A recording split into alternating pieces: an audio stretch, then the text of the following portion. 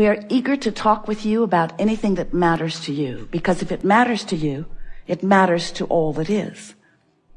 Your life has caused you to focus, and that's really what we're going to be talking about here today, isn't it? Focus. It's all about focus. It's all about what you are giving your attention to, and what you are giving your attention to in vibrational relationship to how the source within you feels as the source within you gives its attention to what you're giving your attention to. What you're giving your attention to. We're glad you liked that. We like it too, because the source within you is giving its attention to what you are giving your attention to, but may have a different frequency or a different opinion about it. In other words, the source within you loves everyone you hate. We know it's annoying. Esther spends a little bit of time trying to convince us that we're wrong from time to time. Really, you may not know all of the details.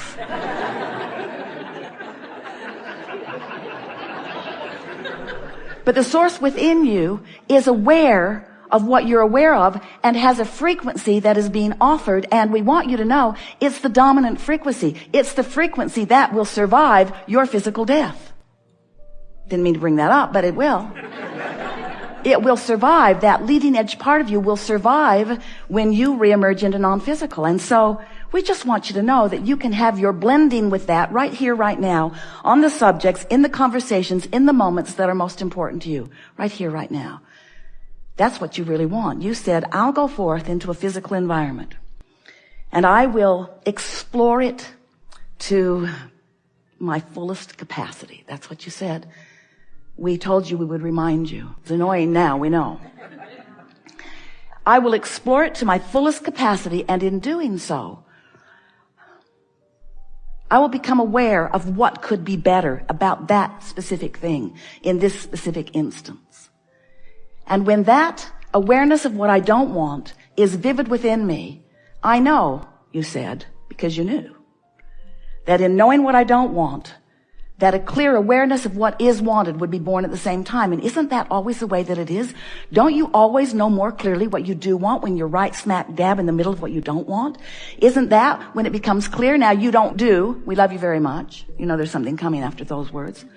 We love you very much. You don't do a very good job of being a vibrational match to what you do want when you're just experiencing what you don't want, because what you don't want has your, in many cases, full attention. Your physical, human, undivided attention. And often, in speaking about what you want, even though you're using positive sounding words and maybe even smiling as you say them, as you're talking about what you want, often the reason that you want it is because you don't like not having it. And so your words, but more important, your vibration is all laced with the absence of what you want. And you just can't allow what you want into your experience when you are vividly active in the vibration of what you don't want. It just doesn't work that way. And you can't speak enough words or pull enough strings or influence enough people through your pulling of strings and offering of words to buck your own current. And it is your own current that we're talking about here. The current between you and you. The vibrational alignment or resistance between who you really are and who you're letting yourself be right here, right now, in this moment of the emotion. So, in wanting you to understand this, we began by saying, you know, you are more than you see, and many of you said, okay. And then we said, and you create your own reality. Seth coined those words, and many of you said, yes. And then you said, yes. We create our own reality? That seems like responsibility. And I'm certain that I wouldn't create this reality, this specific thing, because I don't want it. Why would I create something unwanted? And we say, we didn't say that you create it on purpose. We said you create it. You create it by your attention, by your focus, by your vibrational stance, by your point of attraction. Because whatever you're giving your attention to has a vibrational frequency. And as you focus upon it, you offer that frequency. You become that frequency. It becomes your point of attraction. And law of attraction answers your point of attraction with other things like it. So when you're knowing what you don't want, law of attraction is saying, well, you might not like this too, here. Oh, you might not like this either, here. How's it going? Want some more? How about this? How about this? Now, the wonderful thing about that is, in knowing what you don't want, you're launching these rockets of what you do want. But the question that we want to put to you is, how long will it be once you've launched that rocket of desire before you become aware that you're not lined up with it and you make some effort to become a vibrational match to it? And that really is what the art of allowing is all about. It's about you allowing yourself to be a vibrational match, not just to what you want, but that's a big thing, but to who you have become as a result of wanting it. You're intense, which means you have strong wanting. You're patient, which means you're willing to listen to the long version. You're intuitive, which is what brought you to this gathering today. You're aware. That's why you felt energy moving through you in stronger ways. You're queued up for self-realization that when others watch it happen will be pleasing to you, maybe not to them, but will be pleasing to you for this reason. We've been talking about energy. We've been talking about source. We've been talking about God. We've been talking about emotions. We've been talking about energy. We've been talking about flow. We've been talking about stifling and blocking. We've been talking about flow. But now we want to talk about cars. We want to talk about houses. We want to talk about lovers. We want to talk about mathematical equations. We want to talk about science. We want to talk about invention. We want to talk about creation. We want to talk about musical projects. We want to talk about books that you are writing. We want to talk about children that you are playing with and that you are raising. We want to talk about relationships that you are forming. We want to talk about the beautiful things in the world that you are attracting to you. We want to talk about the things of this earth that you are focused upon. And we want you to find a way of integrating this vibrational, law-based, universal knowledge, of integrating it into the details of the things that are important to you. We want to talk about your influence in your team winning. We want to talk about your reveling in the choir that the kids at your school are singing. We want to talk about the joyful things that your world is about. We don't want to distract you from the details of this physical life. We don't want to distract you from the food that you are eating or from your bodies that you are molding into the look and feel that you want. We don't want to distract you from anything that is of a physical nature. We just want you to look at the things that you are desiring and that are around you that are of a physical nature through the eyes of vibration, through the eyes of emotion, through the eyes of empowerment, from the eyes of assistance. We want you to allow yourself to integrate the broader perspective of Source into the details of your life. We want to say to you that when you are involved in the details of your life, and this is what you're bringing to this conversation, yes. When you are involved in the details of your life, and you are not conscious in the moment of your alignment, that's where overwhelmment comes from.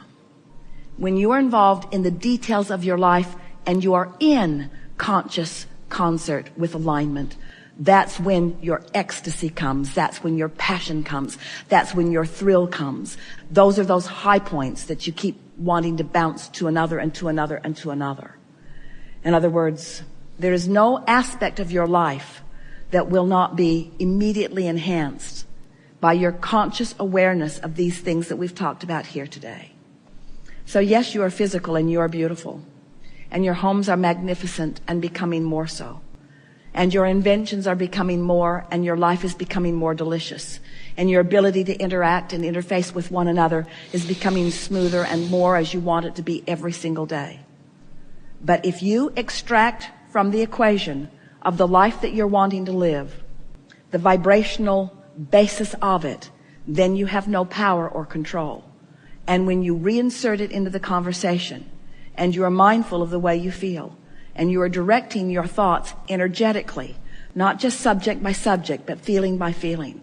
Now you've got control of your life experience, and you will shine a light all around you that others will flock to, asking you continually, what is it that you know that I don't know? And your answer will be general. You will say, I've discovered that life is supposed to be fun, and that it can be if I will allow it. I've discovered that all people are good, and the best of them will come to me if I will allow it. I've discovered that there's nothing that is big enough that deserves my attention at pushing against, and that every time I let something be big enough that I push against, I slow myself down, I shoot myself in the foot, I diminish my joy, and I waste my moment in time.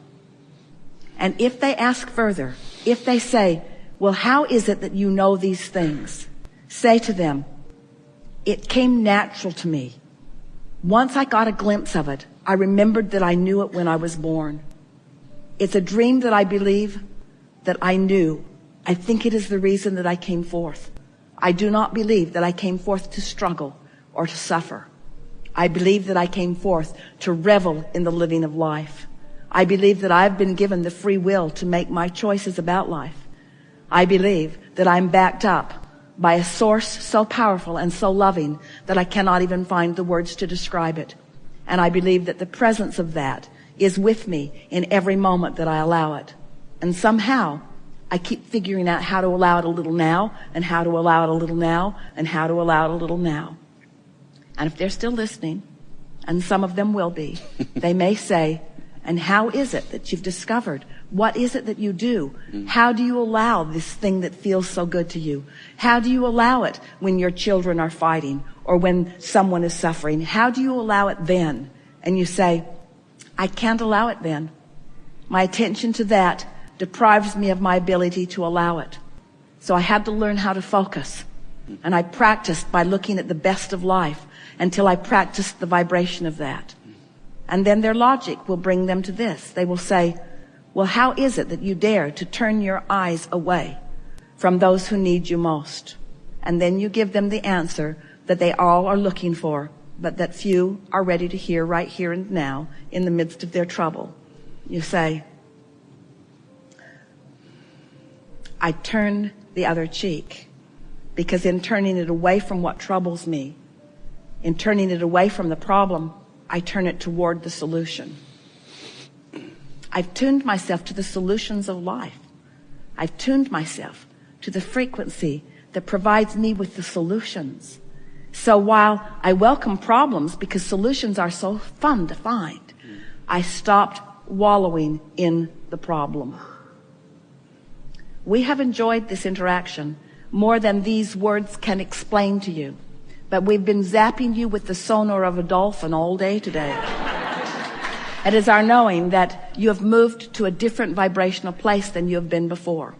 We want to say to you that we make too much of all of this, that if you would just find a reason to be playful and play, we encourage you, get together with your funnest of friends and spend time with them. We encourage you, go to your favorite places and focus upon them. We encourage you, get out the music that sounds the best to you and play it frequently. We encourage you, do those things that feel the best. Let those be the priority that are on your to-do today list.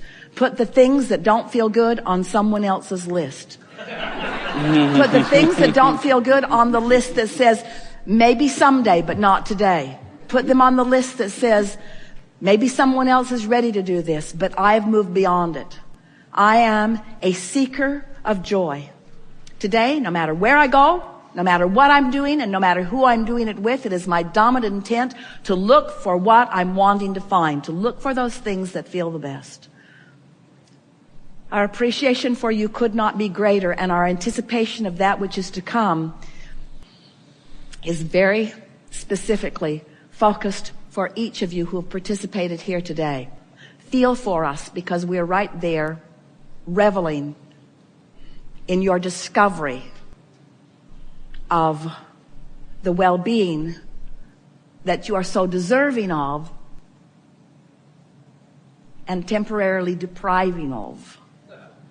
There is great love here for you. And as always, we remain